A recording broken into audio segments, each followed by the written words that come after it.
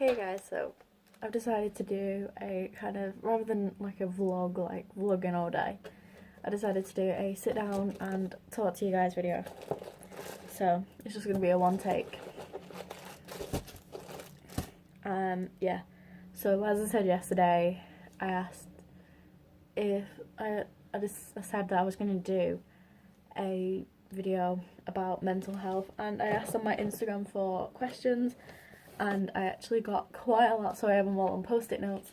And at the end of the video I'm going to go through like statistics and facts and things like that, so I'm going to do that at the end just in case that kind of stuff bores you, so you can hear me answering the questions, and then you can click off it if you want, if you don't want to listen to statistics. So first question is from Grandy's Iced Latte. Oh yeah, I do have it's an Ariana fan page, by the way, hence why all the names will be Ariana related.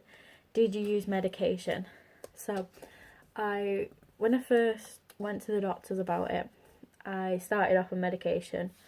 Oh yeah, by the way, the mental health disorders I have is, the ones I've been diagnosed of, is anxiety and depression. Could be more, but they're the ones I've been diagnosed of. I'm not going to give you false information if I've not been diagnosed, so they're the ones I know for definite I have. So, did you use medication? When I first got diagnosed, I got put on citalopram. And then I don't know whether it was that medication that caused my iron to stoop really low. But then I got put on iron tablets because I was almost anemic. So I was on citalopram. I started off on 10, I think, then I was on 20, and then it got put up to 30. And then I decided not to boost it up anymore because I think the highest is 40. So yeah, I was on that, and then I ended up taking myself off it, which is meant to be really dangerous and meant to be such a big no-no, but whoops. So yeah, the answer is yes, I was on medication.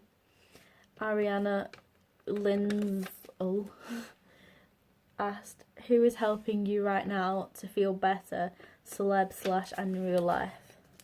I think I've got this kind of question has been asked a lot, and the people, celebrities, I guess Ariana, I don't know, her music and just cheers me up a lot. But as for people in real life, there's like my boyfriend, the people on my Instagram page, they actually cheer me up a lot. Like, they don't realise how much. Oh yeah, by the way, I did rip up I wrote some more wallpaper and then drew it on. But yeah, the people on my Instagram don't realise how much it actually means for me to just sit and talk to them. And yeah, and then my parents and family and things. Ariana Grande Butera Loves asked, how do you handle it? That's a really complicated question because there's not really one set way I handle it, and there's not really a certain specific way I handle it. It's just I take every day as it comes. So I'm not gonna dwell on like the other day or something that didn't happen. I'm just gonna take every day as it comes. So basically the tip for that is just like, don't think, like, try and forget about the past. I know it's difficult because I'm always one that dwells on the past, but try and focus, like, focus your brain on try and set yourself a project or a target, and your head will focus on that and not focus on the bad things that are happening. That's what I learned.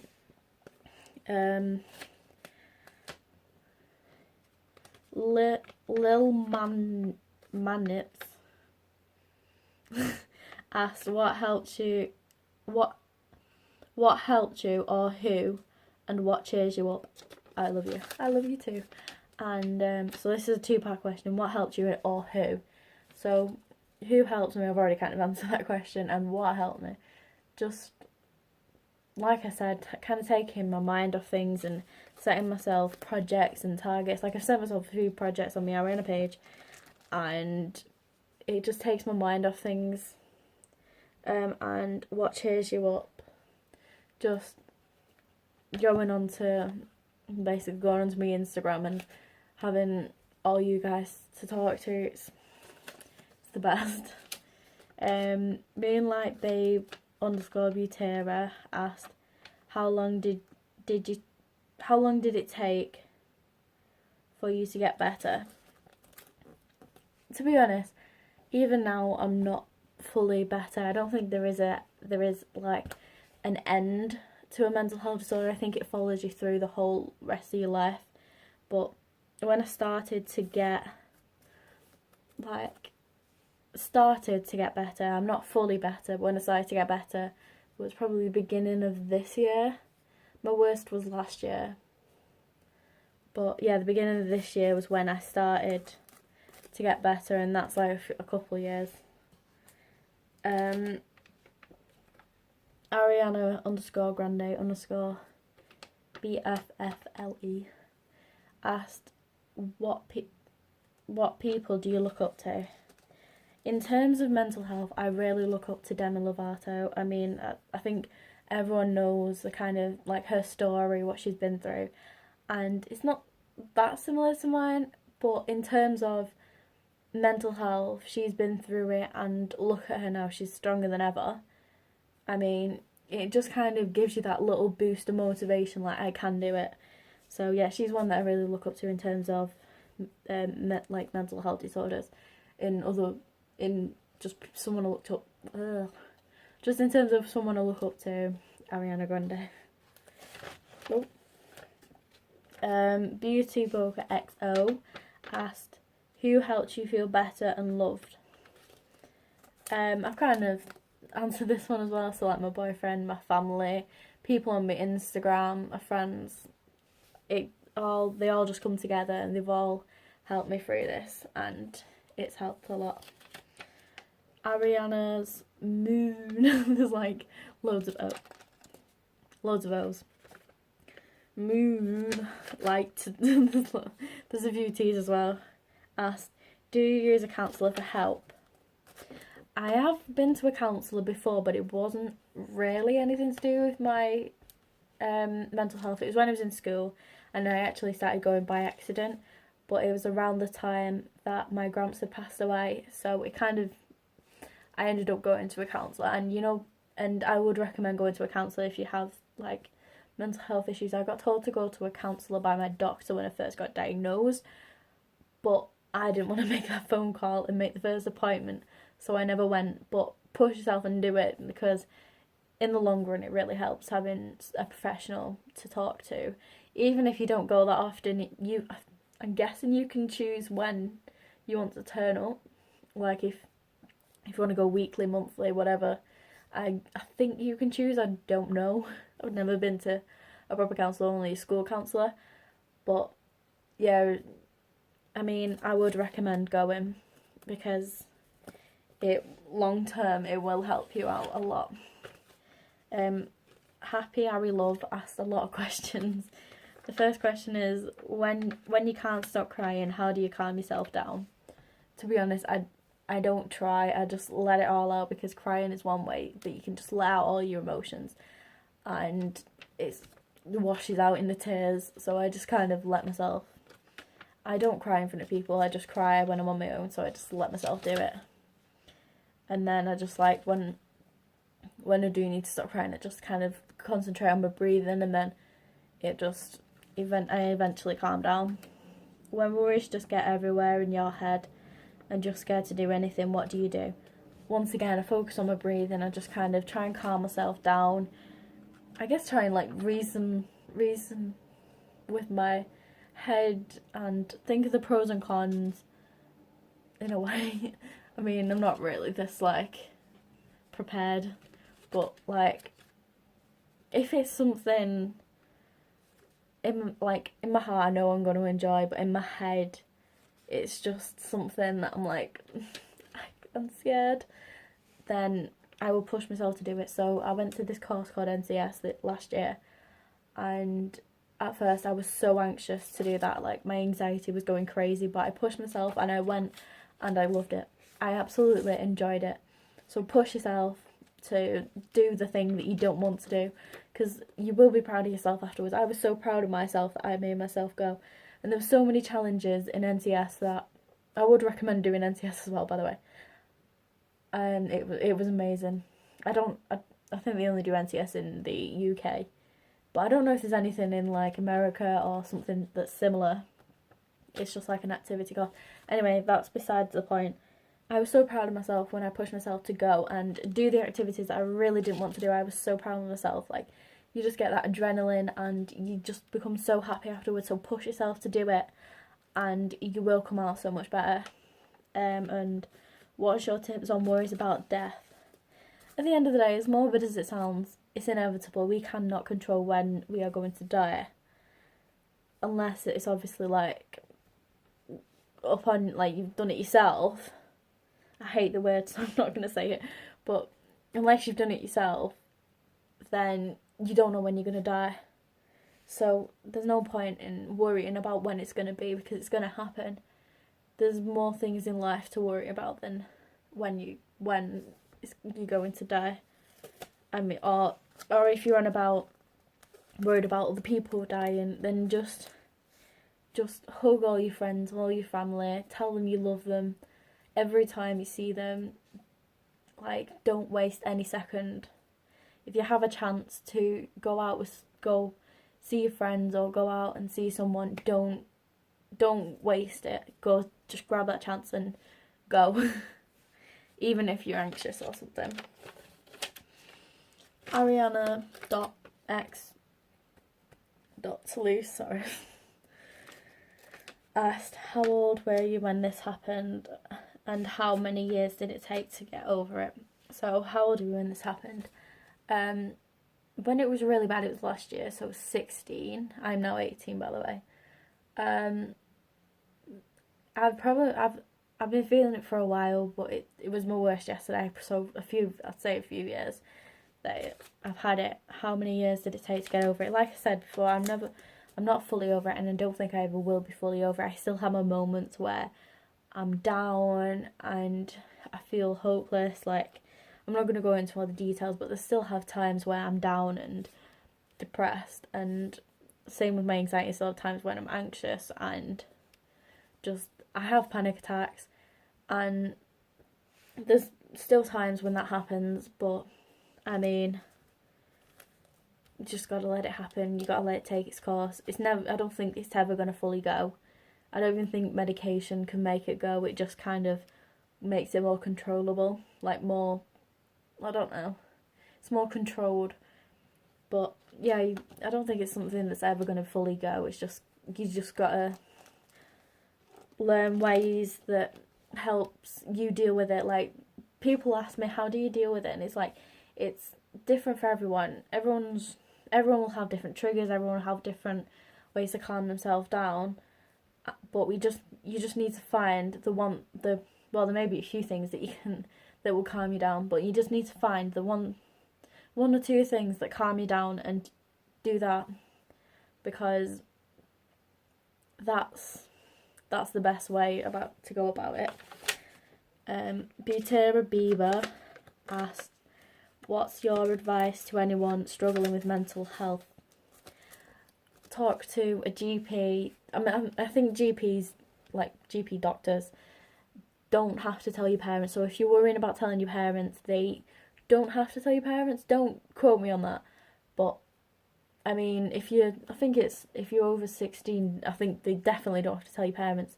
But if you go to a doctor, you can talk to them about it. You can get a counsellor. You can get medication to try and control it. Like I said, it won't get rid of it. It might control it though. Talk to a doctor, definitely. And talk to friends. At least have one friend that you will talk to about it, because it will help having a friend, because you can't always talk to a doctor. You can't always talk to your counsellor unless you like have the number or something. But they can't always be there for you. So if you have a friend that you can talk to about it, that will help you a lot, because they will always be there for you. And even if it's me, like I will always be there for anyone who needs it. I will talk to anyone whenever they're in a bad place. I will talk to them. Just message me simply and I will be there for you. I don't care what time, I don't care what's wrong or who you are. Just message me if you're ever feeling down. I'm there for anyone. team underscore Ariana underscore forever asked, when did it start? When did it end? This is another one similar to the questions. That's the last question as well. When did it start? Like I said, a few years ago. I don't have a specific year or anything. I don't know when. It just gradually started creeping up on me, but I really noticed last year. Last year was when I realised that I had a problem.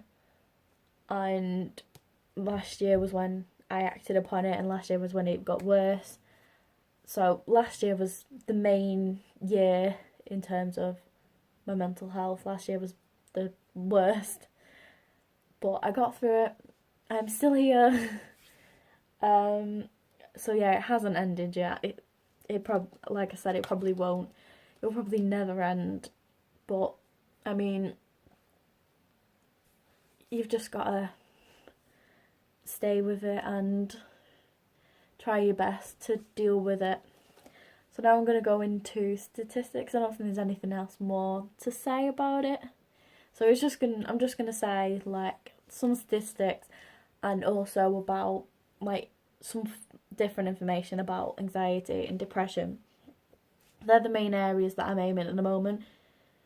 If you want me to do a video about any other one, then I will do, but I don't have personal experience, I don't think, from any other ones. So that would be more difficult, which is why I'm aiming it at anxiety and depression, because that's the ones that I struggle with. So that's why I did it. I'm basing this off anxiety and depression. But if you want me to talk about something else or like just generic mental health, then I will do that. But yeah, so facts about it. So these, I've got it on my laptop by the way, that's why I keep looking down here. These actually quite surprised me. So 615 million people suffer from anxiety and depression. That is tons. Like, you are definitely not alone in any of your suffering. There is so many people out there who are not in literally the same situation, because no one knows exactly how you feel. You feel totally different to someone else who's having an anxiety attack. No one is going to be the exact same or feeling the exact same as you. It's like my friend said to me that she has anxiety. Oh, I know how you feel. It's like, no one knows how you feel. I mean, everyone's panic attacks are different. Like, they have different, like, some people's heart rate will go up, some people get breathing will be really fast. Some people's breathing won't be affected at all. Like, it varies, and no one person is the same. So if someone tries to compare themselves to you, tell them no. 1 in 4 people will experience at least one diagnosable mental health problem, which I think is massive. So in between, like, so say me, well, it's obvious who's the one with the mental health issue in this, but between me, my dad, my boyfriend, and my friend, one of us will have a mental health problem. Me. But yeah, so it's very common. It's not rare to have this. I mean, you're not alone. Don't feel like you are alone, because you're definitely not. There's so many other people out there who are going through this as well. And also, there's another thing I didn't know. And anxiety has so many different like subcategories. So anxiety is just a generic term. There are so many different types of anxiety. So there's agoraphobia, which is just intense fear around certain situations. So you associate one place or one activity or something, and your anxiety automatically triggers. So that's what I was like in college. When I was in college, I would go to college and every day I would have a panic attack because it was just associated with that one place. So I would have constant panic attacks, so I ended up leaving because I couldn't deal with it. Body dysmorphic disorder, which is where you look at a certain part of your body and you don't you don't particularly like it, or, well, not literally, because, I mean, everyone sort of has that in them, but it's where you're worried about, you constant worry about how you look. So you worried that, oh, I look like, you know what I mean? Like, you worry about what other people are going to think of how you look. And it's not just, like I said, everyone kind of goes through that, but it's not just like the odd time you just kind of, oh, I feel like I look horrible. Like, it's, bye. It's every single time you look in the mirror and you just, I don't know, I guess you don't like what you see. Or it's like when you look at a certain part of your body and you just hate it. There's generalised anxiety disorder, which affects 5% of the UK population. So it's just in the UK. That worldwide, I don't know the percentage, but so this means that sufferers will just be anxious most of the time. There will be no trigger. It will just be, you just feel anxious for no reason most of the time. So you will just start getting really on edge and anxious. No trigger, which is me sometimes as well, because I don't always have a trigger. I just get panicky, and yeah. And then there's OCD, which is obsessive compulsive disorder, which is like when you carry out a certain compulsion or action. People associate it with cleaning. It is not always cleaning. I have a little bit of that, which is I hate odd numbers. Everything has to be on an even number. So if I put a volume up, it has to be on an even number. If I pull the volume up on my phone, because it doesn't have numbers, I have to put it up 2. I can't put it up 1 or something. Like, I have a little bit of that. It's not as bad, because people with OCD genuinely... I was watching this series called Don't Call Me Crazy, and basically this girl generally thought something was going to happen to her mum because something wasn't in its place. Like, people aren't just doing it because it's just a thing. Like, they genuinely think something's going to happen because that happened. So, which I didn't actually know until that program, and I watched it and I was so I was amazed by it because I didn't realise it was so bad. Like, people associate you just clean, but it's not. It's just, it can be anything, OCD. It's just a compulsion. You have to do it. And panic disorder, which is panic attacks. So panic episodes can vary from 5 to 20 minutes. So basically, some symptoms of panic attacks, the ones I get is you get quite sweaty hands, like pins and needles in your hands and your legs. Your heart rate will go really, really fast. Your breathing will go fast. Like, you just, like, you just can't, like, your body's just panicking. The reason why you have panic attacks is because your body thinks you're in danger. So your body just hyperventilates and... Is it raining? No, it's not. So you just hyperventilate and it comes out as a panic attack. That's what a panic attack is. So it's nothing. It's just your body's way of saying there's some danger, but it's most of the time it's no harm. Like college, I was in no harm going to college, but my body triggered a panic attack. So now for depression. So that was all about anxiety. So 1 in 10 of us are affected by depression at some point in our lives. So you can get diagnosed with depression at any point. There can be a trigger, like say if there's a death in the family, that can trigger depression because you could like spiral down into like there can be a trigger for depression, although some people, like in some cases, people argue it's something you're born with, like in a chemical like imbalance in your brain. It can be a physical thing that you're born with, but sometimes there can be a trigger.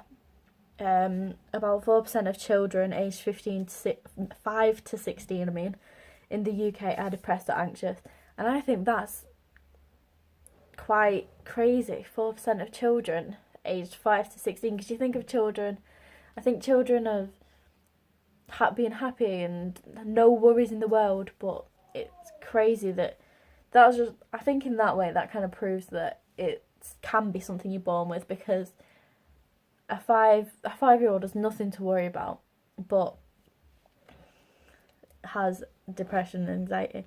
So there are still, like anxiety, there's forms of depression. This is not just the only depression. So if you don't fall into these categories, it doesn't mean you've not got depression, because there is just generic depression. These are just a few of the types of depression. So postnatal depression, which some people have heard of, which is, I've heard of it in terms of like a baby. So if you have a baby, some people get postnatal depression, which is when you've had the baby and you just, I don't know, you just feel a bit down for a while. Like you get some people call it the baby blues. Your emotions just feel down. I have no idea why. Like, this doesn't actually give us information about the different, like, the forms, but I have no idea why you just get down. It's not just, I think that one is postnatal depression, but there's PTSD, which is post-traumatic stress disorder, which is where,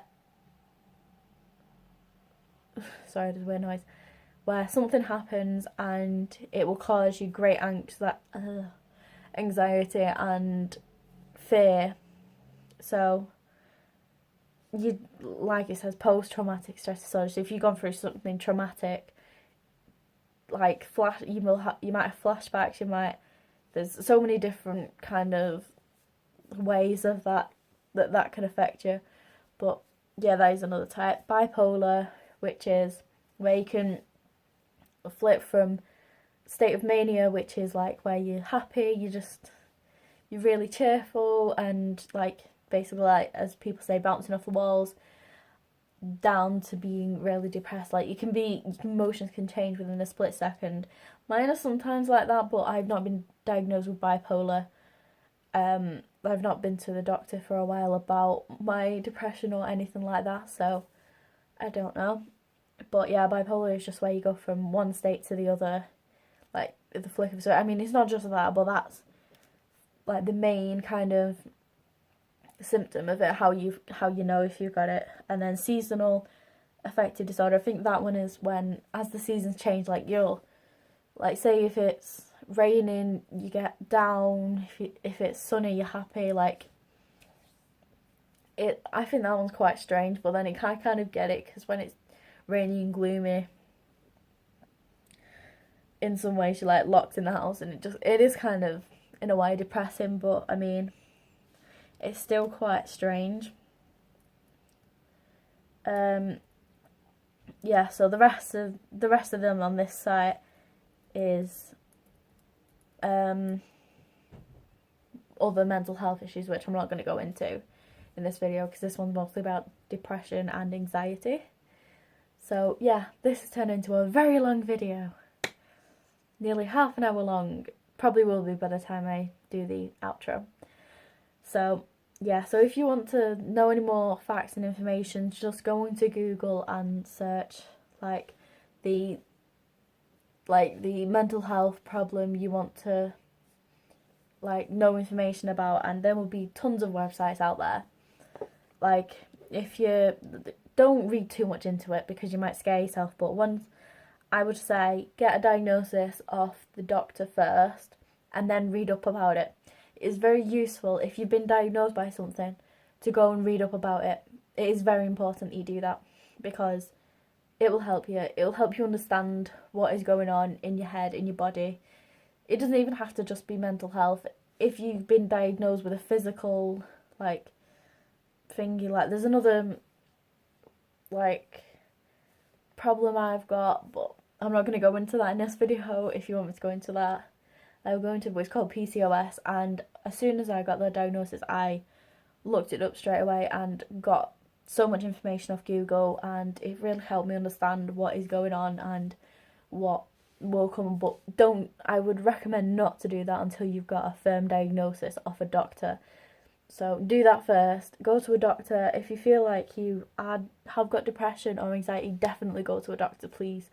or in any sort of mental health issues, if you feel like something's not quite right in your brain, or in your mind, whatever, go to a doctor, definitely.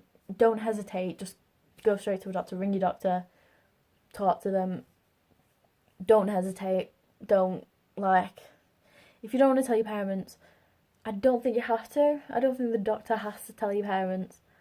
But, I mean, I would recommend telling your parents because, I mean, it's not something that's easy to hide. I think eventually they will find out about, like, your depression because it's not something that's easy to hide at all. Like, I mean, I tried hiding it for a while and it doesn't work. It didn't work. Like, my parents eventually ended up sussing it out, and I just ended up telling them.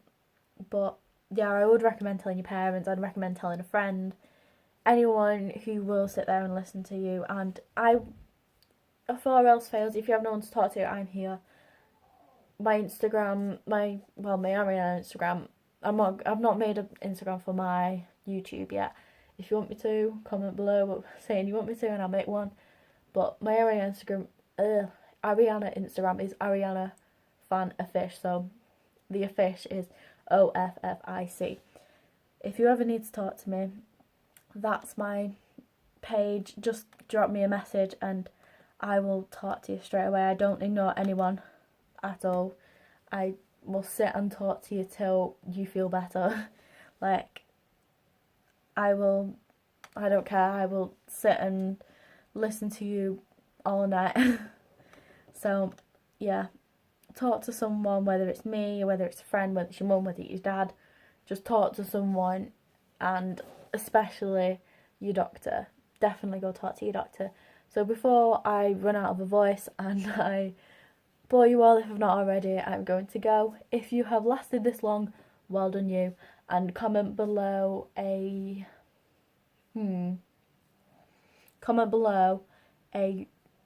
moon emoji, and then yeah, so comment a moon emoji if you're still watching, and if you're still watching, well done you. So yeah, hope this video was very informative and maybe at least helped one of you out. But yeah, please like, subscribe, comment, and yeah, spread the love, and I will see you guys in my next video. Bye.